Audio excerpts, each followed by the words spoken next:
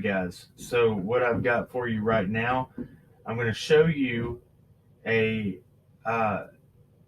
just a better look at St. Clair to 110 Ben Hill.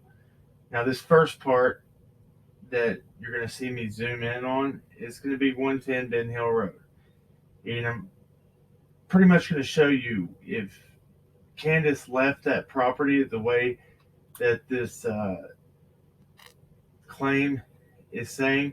She would have come out of her driveway, down, made a left onto Ben Hill, come to the stop sign at Ben Hill, Beach Creek, made another left out of Ben Hill Road onto Beach Creek Road, where she will travel the next 37 minutes to St. Clair Place. So I don't know the exact time period that it said that she was allegedly at St. Clair Place, which is the gas station in St. Clair community. There's only one.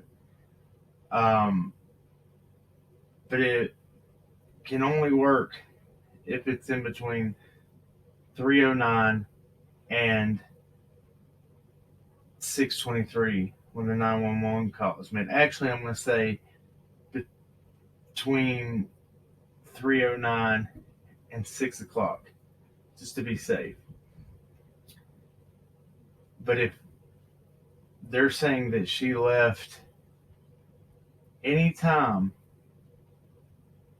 after 5, it won't work, because it's 37 minutes there from 110 Ben Hill and 37 minutes back, which is an hour and 14 minutes round trip.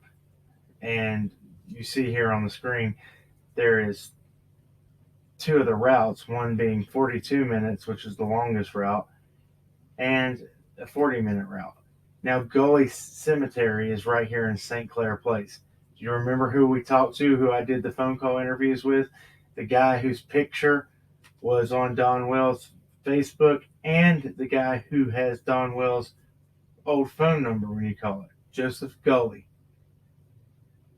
There's a lot there too, I believe, that people are not grasping, and I don't know how to really get people to understand what we're trying to say there, but that's for a different video. Also in this, I'm going to show you the route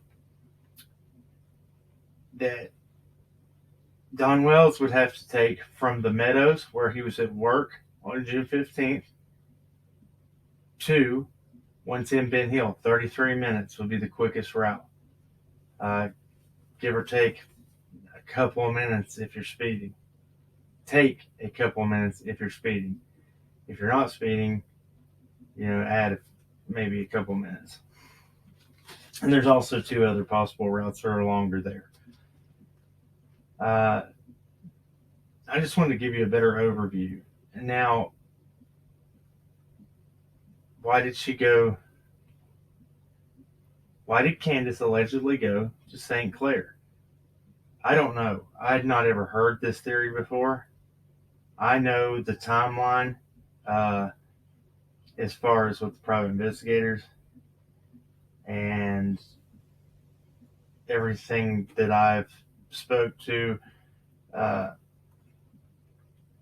Candace and Grandma, and the timeline really doesn't fit if you add in St. Clair. Now, Mr. Patel, if he's seen her there before, I'm not going to call the man a liar, because I don't know. But there's that. We'll get more into that maybe on a live tonight to explain this a little further, go into it. But the rest of this video, I have all 3 interviews of Detective Pruitt. We're going to listen to those. We're going to listen to maybe some contradictions that are said in that. And then we have District Attorney Armstrong and what he says about this case. I don't know. You guys are going to have to be the judge, but there's a lot of things I think that need to be listened to. So let's get cracking. Let's get into it. And if you don't see me again on this video, God bless. We'll catch you on a live. Keep on cracking. Summer's father remains in jail and lawyers are involved.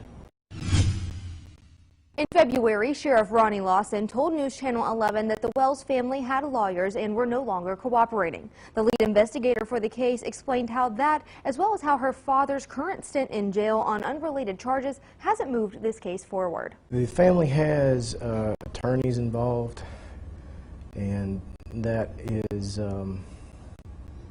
not a direct line of communication.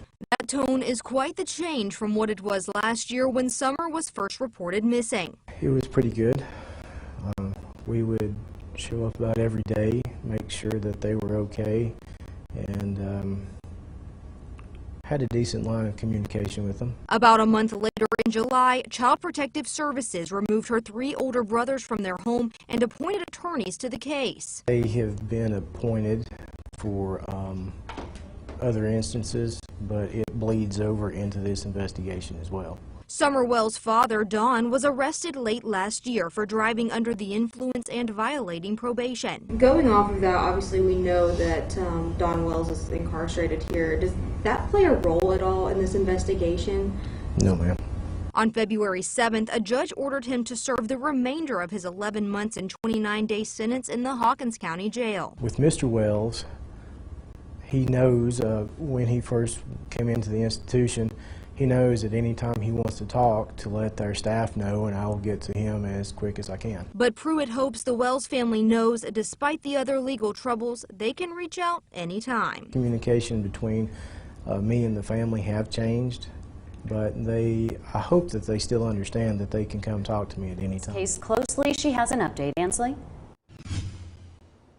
Josh and Sarah, there was frustration, some anger, and the presence of a heavy burden when I sat down with the detective John Pruitt with the Hawkins County Sheriff's Office. He's led this investigation into Summer's disappearance.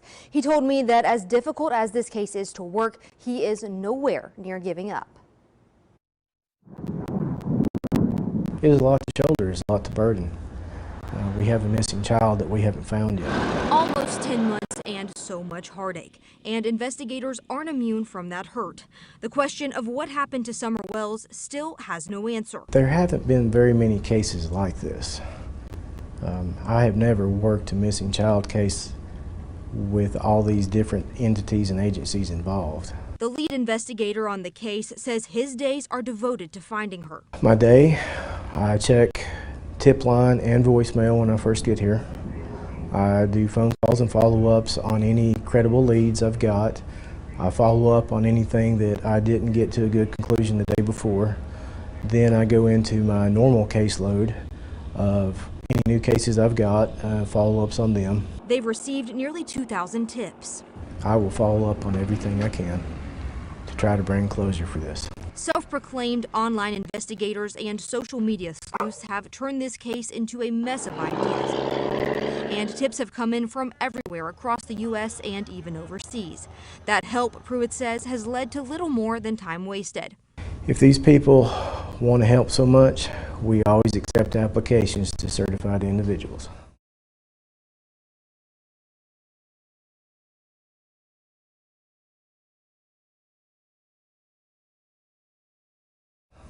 He says the investigation has led to the continued thought that if Summer is found, it will be nearby. I believe that she would probably be somewhere close by, because we found nothing to lead us to believe that she's been abducted or trafficked out of the area. Pruitt works alongside the TBI and FBI.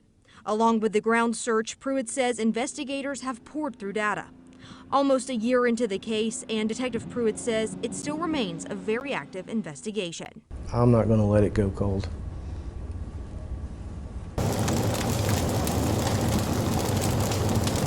Investigator with the Hawkins County Sheriff's Office. And tonight he tells us what this investigation looks like right now.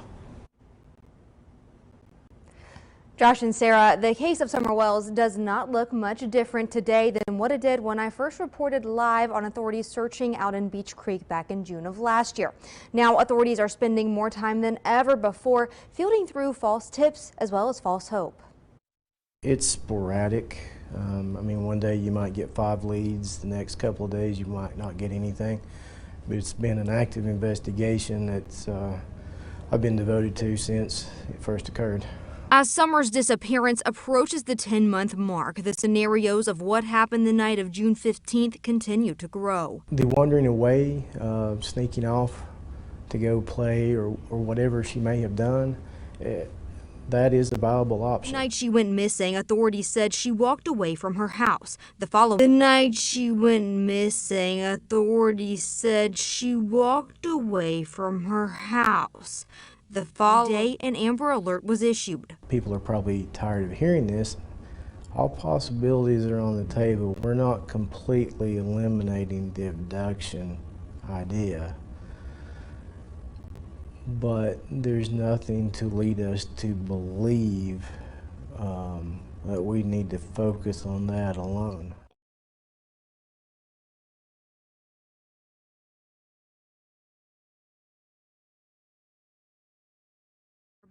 I believe that she would probably be somewhere close by, because we found nothing to lead us to believe that she's been abducted or trafficked out of the area. In the height of the search, those on the ground combed through miles of tough, rugged terrain, leaving many to wonder how there was no trace of little Summer. She was like 3 foot, 40 pounds. It would be a lot easier for her to get through some of the foliage. And she's lower to the ground, smaller body, a lot more flexible. Along with the ground search, Pruitt says investigators have poured through data. We have gone through reams and reams of data. We've collected statements. We've chased down every credible lead that has been given to us. And we are still not much further along than when we started. Surveillance videos, GPS locations, cell phone tracking, cell phone data, electronic data, anything that we could think of to get a lead that has been on. As time continues to pass since that June day, it's increasingly hard to hold on to hope. Well, we're 9 months in. I would hope that she is still alive somewhere, but we also have to be open to the idea that is no longer a possibility. I don't know, guys. You be the judge. I don't understand why everything has to be so confusing. Contradictions. First, he says, you know, they have found nothing to believe that she has been trafficked out of the area or, you know, abducted. And then in the next clip, they say that, you know, people, I know people are going to hate to hear this, but everything's still on the table. We were looking into the abduction theory and everything. And, you know, we just don't feel like we should put everything we got into that. That might be the case, but then they're saying it's a viable option that she walked away. Well, if she walked away and you've seen the vast area out there, how can you confidently say that she has not been trafficked out of the area? Well, not so much traffic. Let me rephrase that. It would be that she hasn't been abducted. You can't completely eliminate that. Then they say at the very beginning of this, you know, I even slowed it down in the clip. Summer walked away from her home. That's what the police are saying. You got something? Yeah, I was just going to say, I think it's interesting that he continues to say that he believes that she is in that area and that she'll be found in that area. However, they've done 3 searches. And, you know, after And the it's first almost search. 2 years. Yeah, 2 years. After the first search that was 13 days long. The second one was 2 days. And not until November of that year. Yeah, November, end of November, 1st of December, November 30th. Yeah. And then they had a 1-day search on Fields Road. Not in February or March. March, yeah. That's not enough for that vast area to say that you believe that she's in that area. If they truly believe that, would they not have searches all the time going on out there? They should. Or is it, the fact that they just don't have the resources and they don't care? Or is there something bigger going on? I don't know. If that's the case and you're worried about resources, then why not allow volunteers? Exactly. And then it's a constant attack. Here we go, back on attacks. You know, I know, believe me, we know more than anybody. Don and Candace do not do the smartest things. The things that he said to Tim and that Tim's putting out, and the picture that Don put out of him laying under a bus. I don't know. You know, not the smartest public relations moves from the media manager. I don't know. But again, you know, anytime somebody gets close, you get kicked out of there. Candace said she didn't trust me on The farm. Crazy farm. And that's okay. Why? Like, Because there's you a don't like, reason, yeah. yeah, because you don't like the questions we asked. Were we close to something? I don't know. We're going to keep digging. You know, I get fed up just like everybody else does. She gets fed up like everybody else does. But now that people are talking and things are getting brought back up, let's start digging again. Anyway, that's all I got on this one. I was going to put some in for the DA, but I'll save that for the live. Appreciate you. Till next time, keep on cracking. Later.